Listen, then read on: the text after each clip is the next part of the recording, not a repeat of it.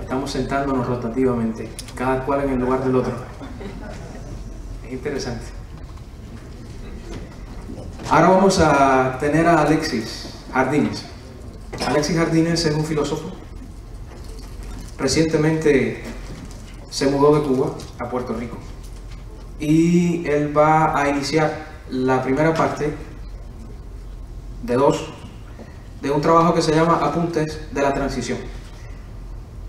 Alexis Jardines también es fundador de Estado de SATS. Después el desafío para Antonio Rodiles es decirnos qué significa SATS.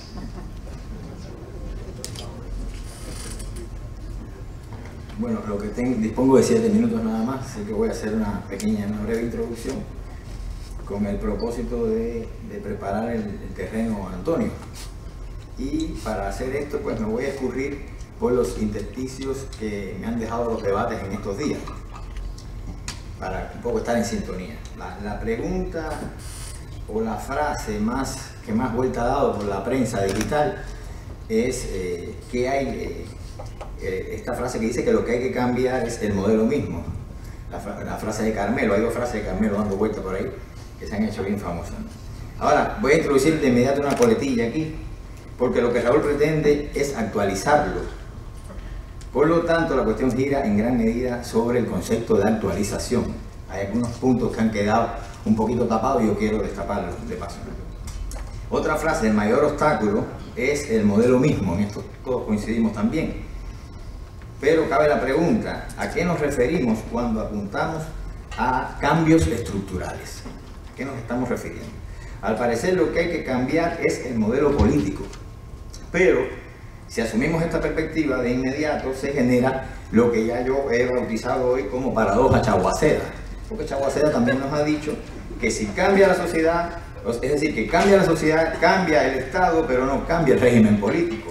Ahora el asunto está en que si no cambia el régimen político, no hay cambios reales en la sociedad y en el Estado. Toda vez que las dos tesis son válidas, se forma la paradoja. Esto no tiene solución. Así pues, ¿qué es eso que llaman actualización?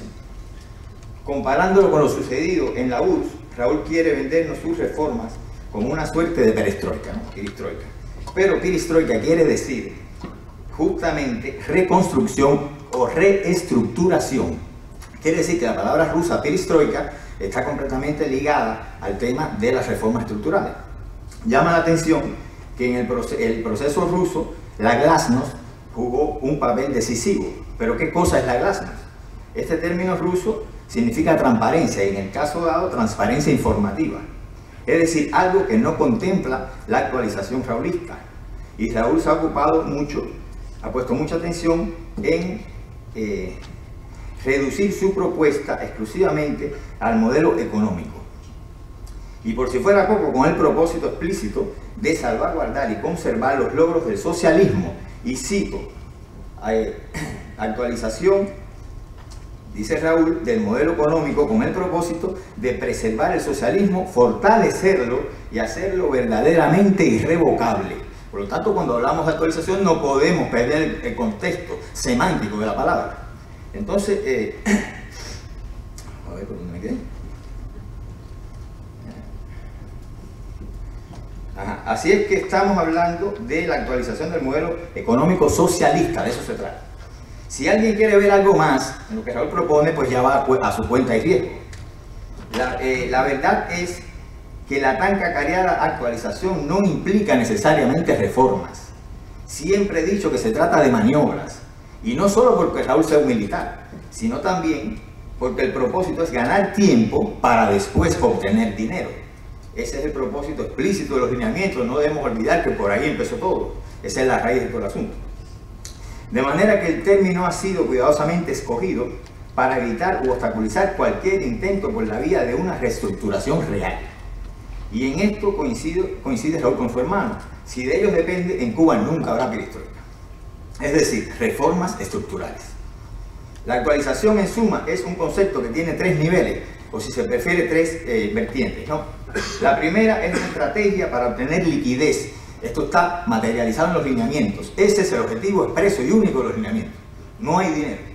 Hay que subordinarlo todo a la obtención y búsqueda de dinero. La segunda vertiente de este concepto es la formación de un empresariado socialista. Esto es estratégico. Y la tercera es la sucesión. ¿Qué cosa es actualización? Es sucesión, no es otra cosa. De esto no voy a hablar porque el trabajo de María Berló es insuperable en este punto. Así que los remito a ese trabajo. Todavía tengo tiempo. Bueno, el cambio de mentalidad es otro concepto ruso, traído del proceso de la perestroika rusa que Raúl utiliza mucho. Ahora, este también es un tema, como dije ya, gorbachoviano, ¿no?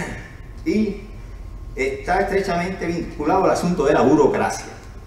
Pero en el caso cubano, cambio de mentalidad significa otra cosa, ya que se hace necesario, y así es como ellos lo explican, para erradicar, o sea, la nueva mentalidad se hace necesaria con el propósito de erradicar conceptos erróneos entre la población y los cuadros o dirigentes. Para eso es para lo que se quiere. ¿Cuáles serían estos conceptos?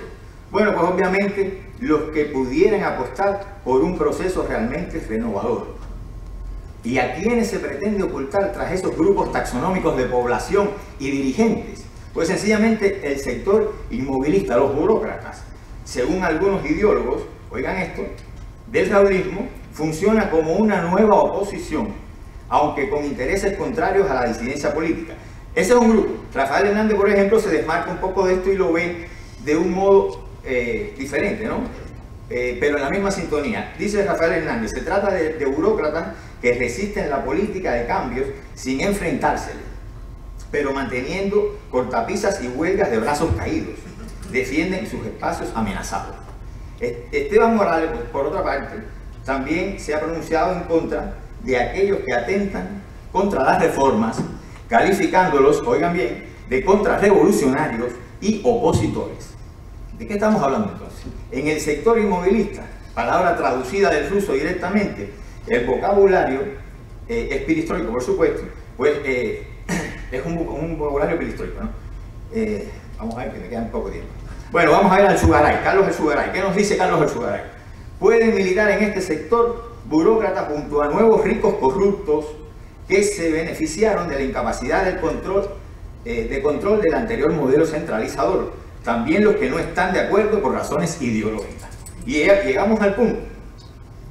O sea, también los que no están de acuerdo por razones ideológicas que están en la sociedad civil.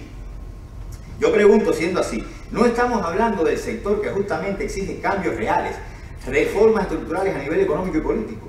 ¿Cómo se atreven a caracterizar de inmovilista al único sector dinámico de la sociedad cubana? O prácticamente al único. Bueno, yo aquí acoto que no se trata de burócratas, sino de gente emprendedora, ya lo vieron por allá, de activistas y opositores políticos que luchan por cambios reales. Por lo tanto,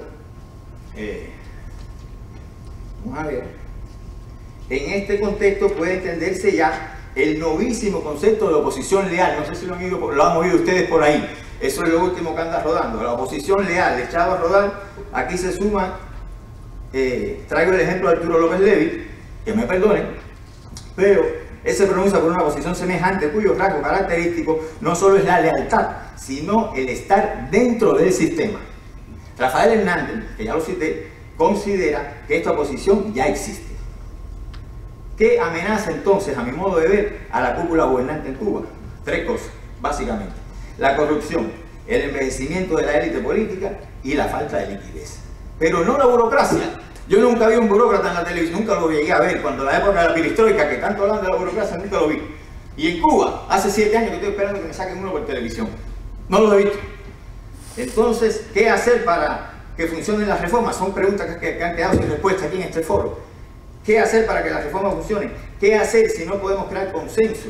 Se preguntó por ahí, y no podemos crear consenso aquí, y no podemos crear consenso allá.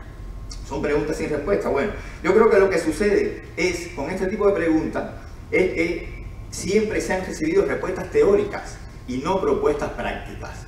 Así que en ese sentido, invito a Antonio para que cubra el trayecto siguiente. Muchas gracias.